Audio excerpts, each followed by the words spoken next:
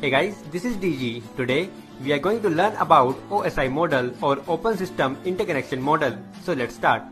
OSI model defines and is used to understand how data is transferred from one computer to another in a computer network.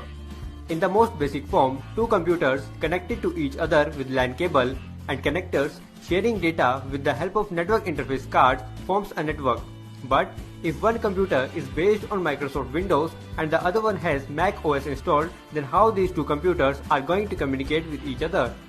In order to accomplish successful communication between computers or networks of different architectures, 7-layered OSI model or Open System Interconnection Model was introduced by International Organization for Standardization in 1984, containing application layer, presentation layer, session layer, transport layer, network layer, data link layer and physical layer. Note that each layer is a package of protocols. If I say application layer, then it does not mean that it includes computer applications like Chrome, Firefox, etc. But it includes application layer protocols that are needed to make these applications work correctly in a network or internet. Let's start with the topmost layer, application layer. Application layer is used by network applications.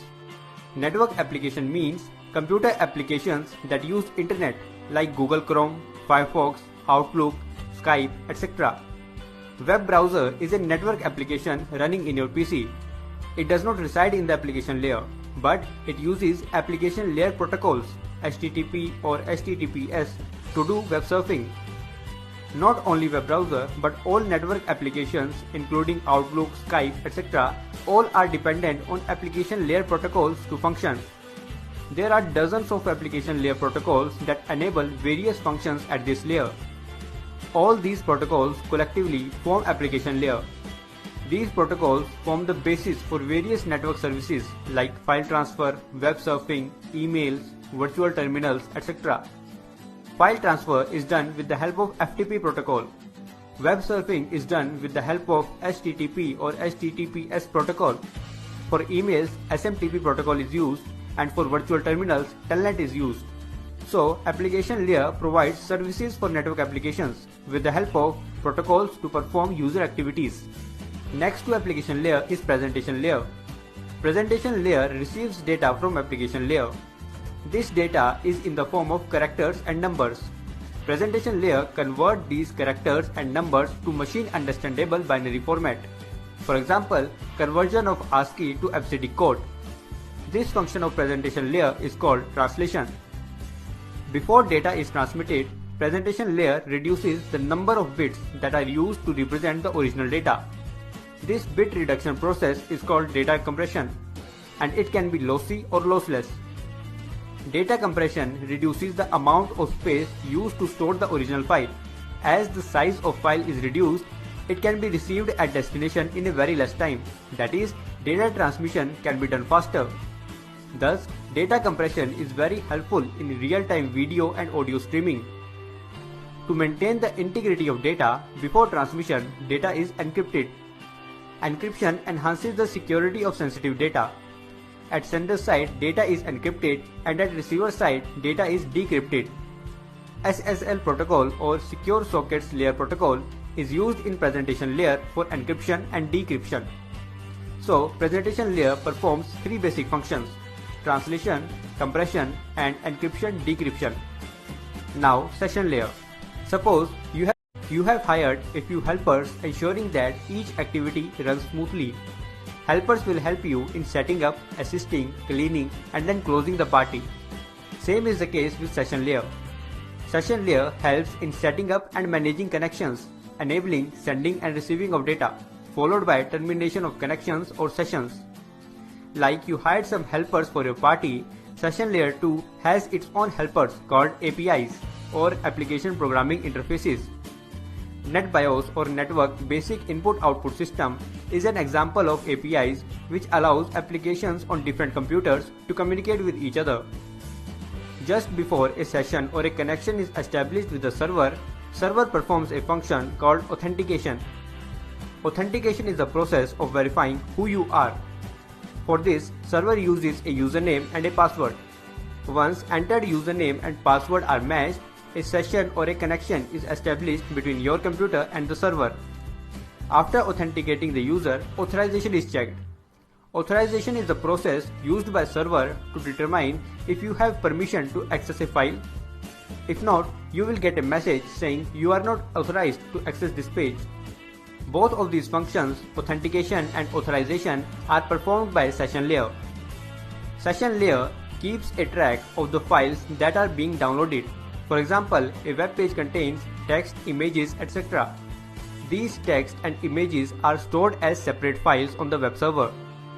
When you request a website in your web browser, your web browser opens a separate session to the web server to download each of these text and image files separately. These files are received in the form of data packets. Session layer keeps a track of which data packet belongs to which file, either text file or image file, and tracks where the received data packet go. In this case, it goes to web browser. That is, session layer helps in session management. So, session layer helps in session management, authentication and authorization.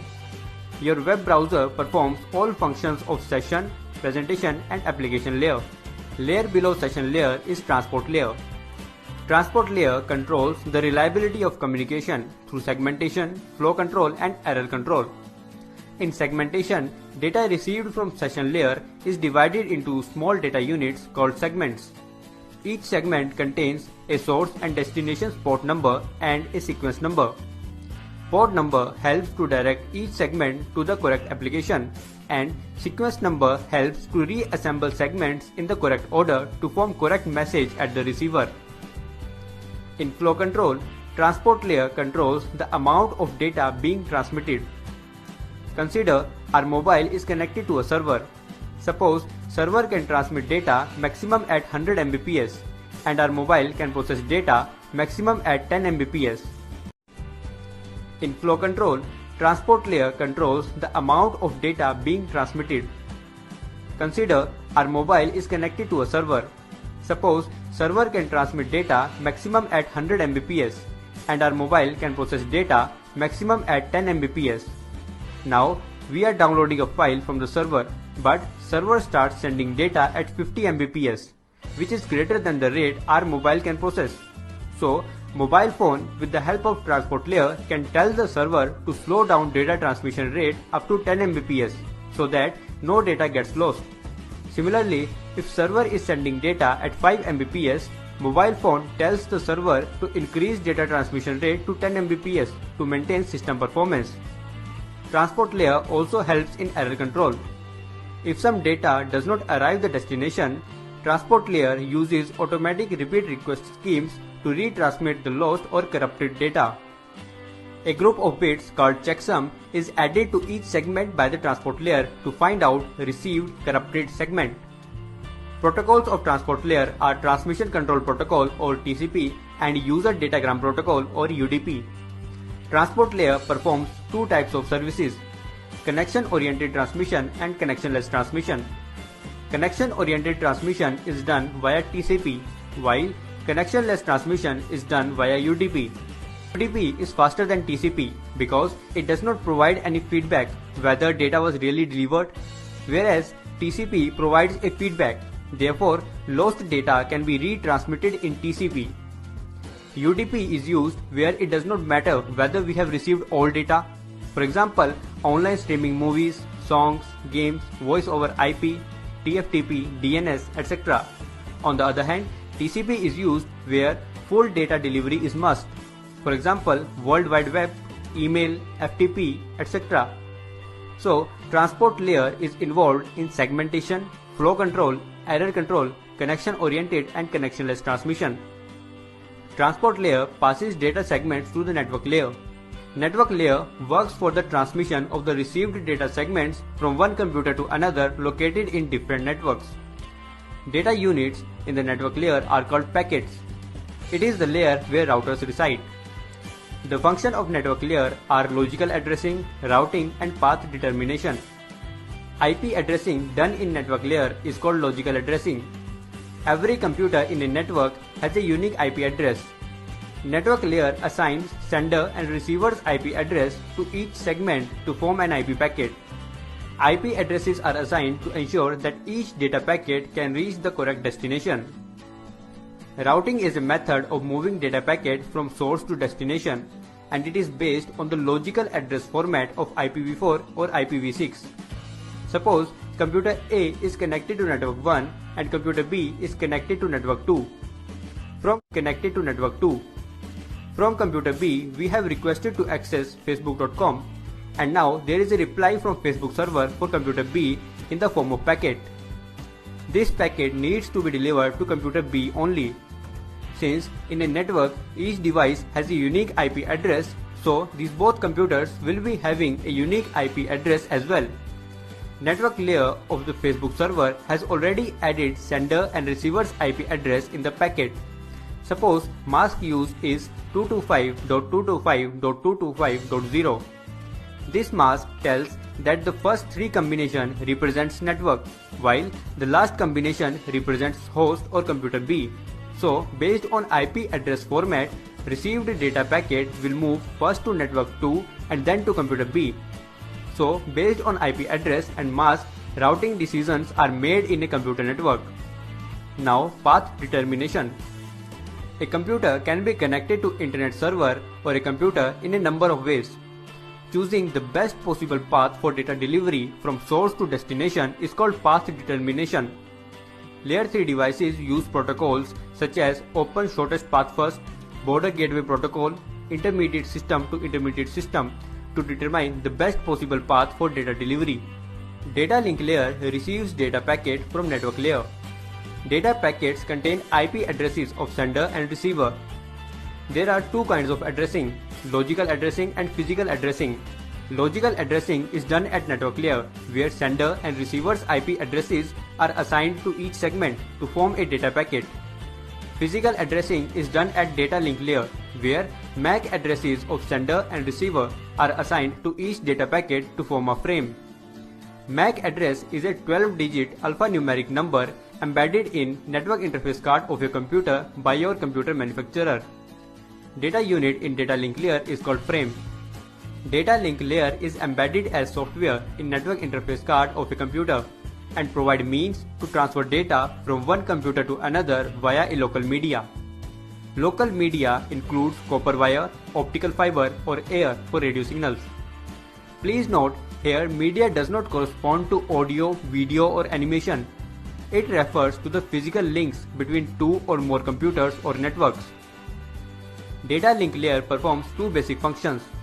It allows upper layers of OSI model to access media using techniques such as framing. It controls how data is placed and received from media using techniques such as media access control and error detection. Consider two distant hosts, a laptop and a desktop, communicating with each other.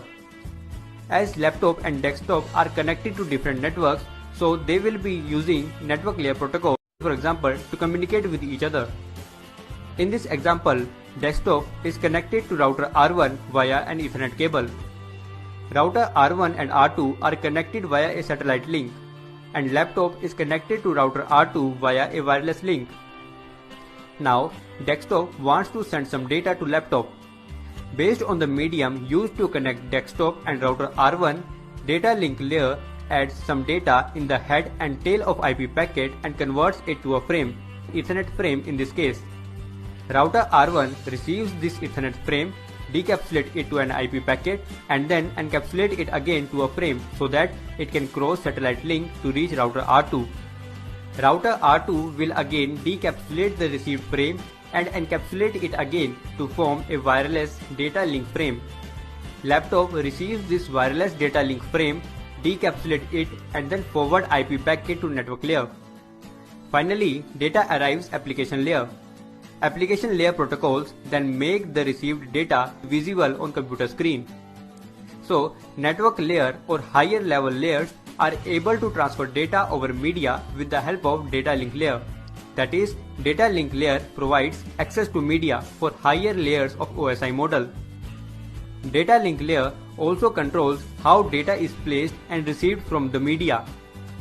The technique used to get the frame on and off the media is called media access control. There may be a number of devices connected to a common media. If two or more devices connected to same media send data at the same time, then there may be a possibility of collision of the two messages, resulting in a useless message that neither recipient can understand. To avoid these situations, data link layer keeps an eye on when the shared media is free, so that device can transmit data for the receiver. This is called carrier sense multiple access. So data link layer with its media access control methods controls data transmission.